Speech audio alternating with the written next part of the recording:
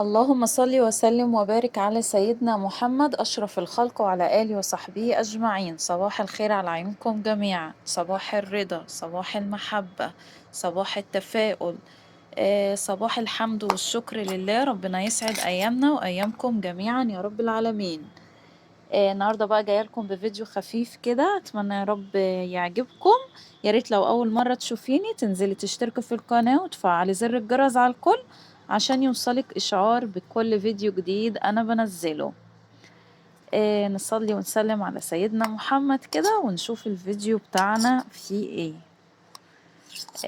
هنا بقى ايه، كنت خلاص دخلت بقى على المواعين يعني وكده، قلت ايه كالعادة كالعادة كالعادة. معلش سامحوني شوية على صوتي. يا ريت بقى كده دعوة حلوة من قلبكم. تعبانة بس شوية، فيا ريت دعوة كده من قلبكم. ان ربنا يشفيني يا رب ويعفي عني. آه، بس هنا بقى ايه، ابتديت اغسل المواعين الاول كده عشان اشوف اليوم بتاعنا في مواقف وطرائف كتير. افتح بقك. بس زي ما انتوا كده بقى شايفين معايا، انا بشطب المواعين. الامتحانات بقى الحمد لله يعتبر خلصت على خير، مفيش الا تقريبا الاعدادي او الثانوي هما اللي شغالين. ربنا ينجح ولادنا وولادكم جميعا يا رب. لكل مجتهد نصيب ان شاء الله، وبإذن الله ربنا مش بيضيع تعب حد. بس كده فخلاص بقى، يعني دي فترة اجازة تعتبر. الا بقى الكبار يعني لسه برضو ما يعني لسه ما خلصوش، يعني لسه باقي كده كام يوم يومين ثلاثة. ربنا يتملهم على خير يا رب.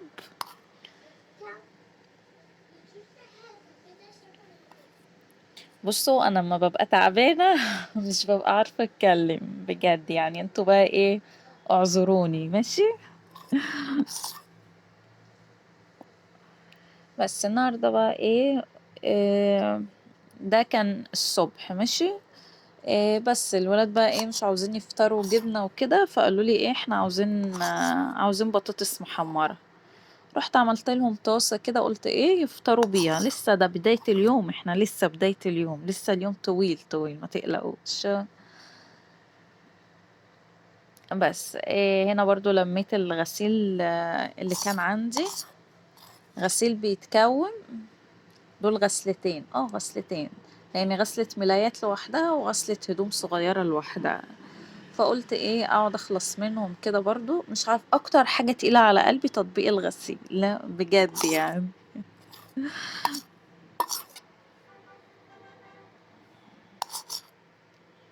اللهم صل وسلم وبارك على سيدنا محمد وعلى آله وصحبه أجمعين. خد، حط في بقك.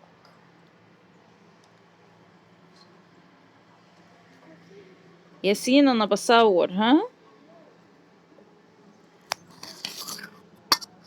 ياسين عامل إزعاج في الفيديو، عامل إزعاج في الصوت، عامل إزعاج مش سايبني في حالي. يلا كل اللي بيشوف بقى ياسين يدعيله دعوة حلوة كده من قلبكم، ان ربنا يخليه ويبارك فيه يا رب هو واخواته، وربنا يرزق كل مشتاق بالذرية الصالحة، اللهم امين يا رب.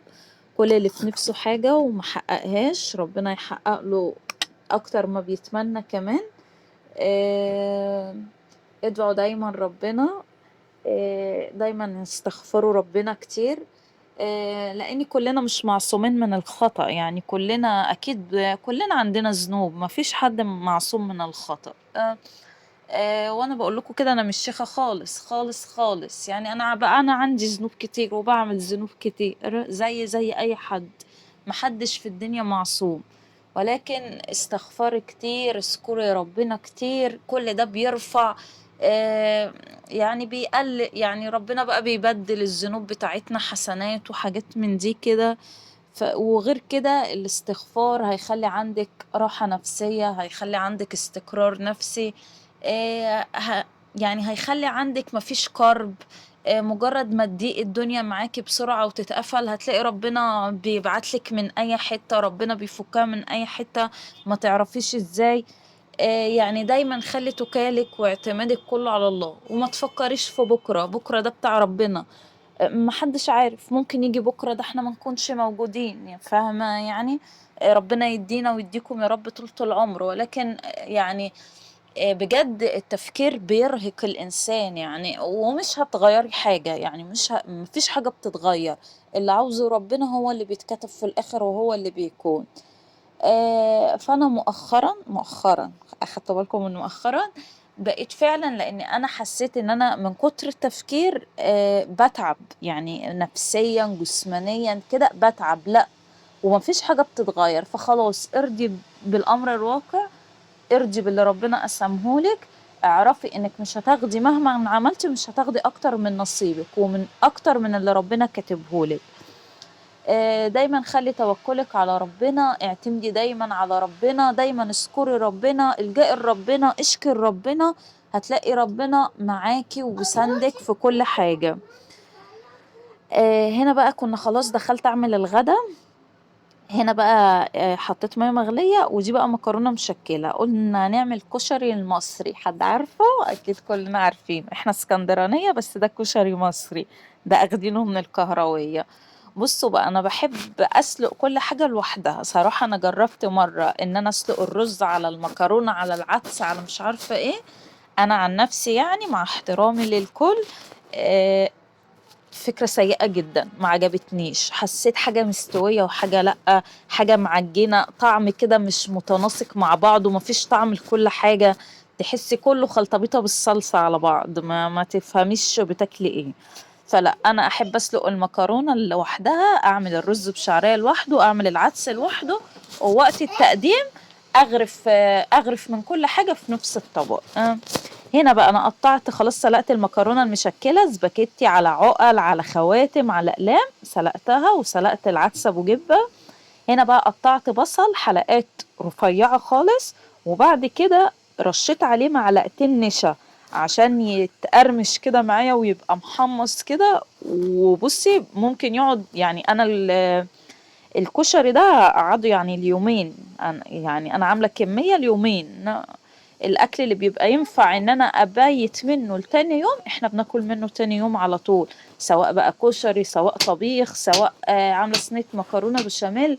لان الدنيا مش مستحمله، اهو يوم ويعدي، حمري جنبه شويه بطاطس، اعملي جنبه شويه اي حاجه، وخلاص يوم ويعدي. لان العيشه بجد يعني بقت، ربنا يقدرنا جميعا ويقوينا جميعا. فانت ما تهدريش من اي حاجه، والاكل اللي هو بتبيتي منه لتاني يوم ده بيبقى بيوفر معاكي كتير قوي يعني، يعني بيأثر عليكي كتير قوي، فاهماني؟ يوم ويعدي مش مشكلة، نعمة ورضا على أي حاجة. دوري تاني الأكلة، اعملي جنبها طبق سلطة، اعملي طبق بطاطس محمرة، طبق أي حاجة جنب الأكل، خلاص ويوم ويعدي والحمد لله ونعمة ورضا من ربنا. أنا هنا بقى حمرت البصل خلاص طالع متقرمش بسبب معلقتين النشا اللي أنا ضفتهم. هنا بقى الزيت اللي انا حمرت فيه البصل، انا خدت منه هنا شوية للصلصة، وباقي الزيت اللي كنا اخدينه هعمل بيه اكلة الكشري كلها. يعني انا برضو مش هنرمي الزيت ده، لا ده هو متحمر فيه البصل بس، وزيت نضيف. وازازة الزيت وازازة الزيت وصلت 50 و60 جنيه، فاحنا هنرمي زيت ودي تيجي يعني.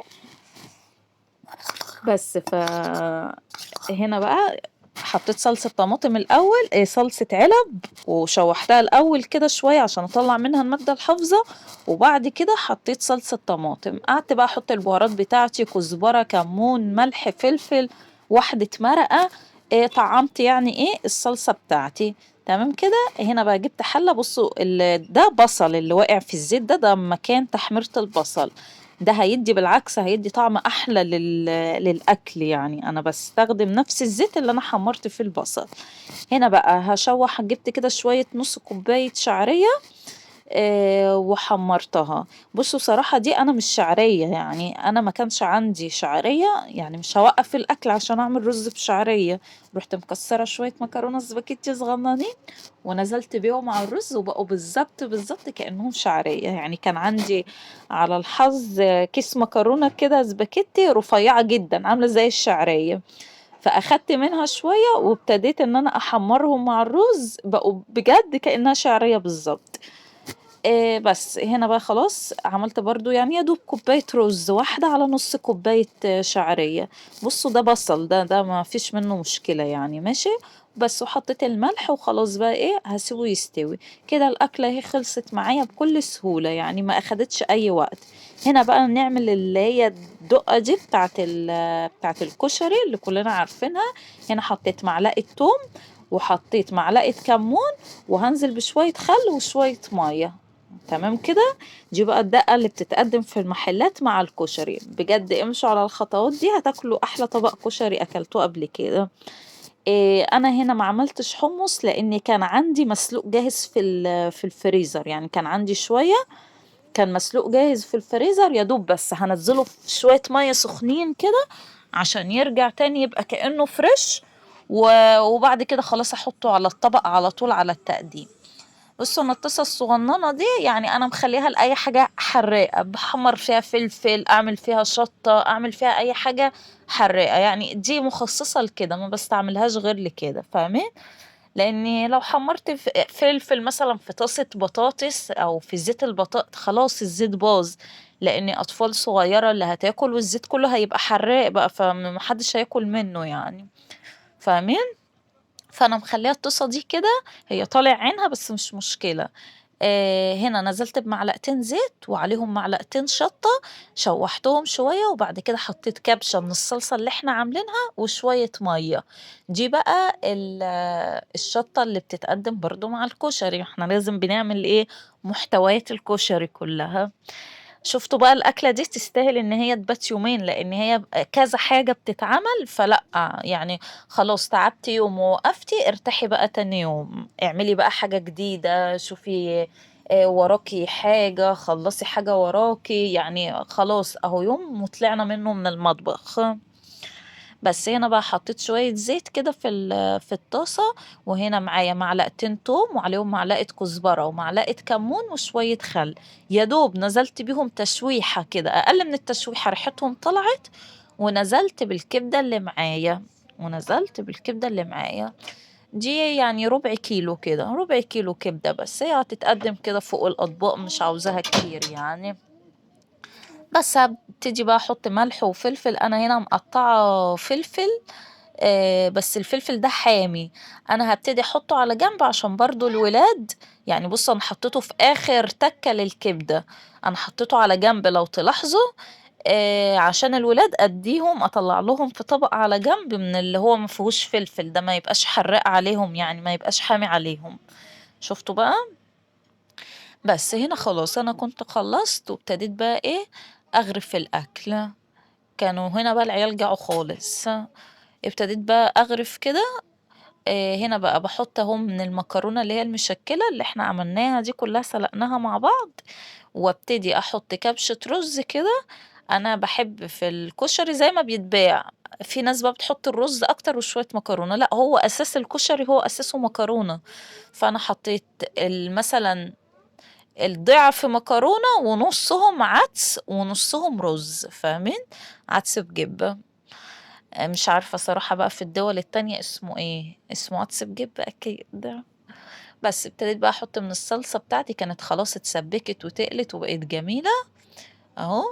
وابتدي احط من البصل المحمر اللي احنا عملناه، بيخلي طعم الكشري يروح في حتة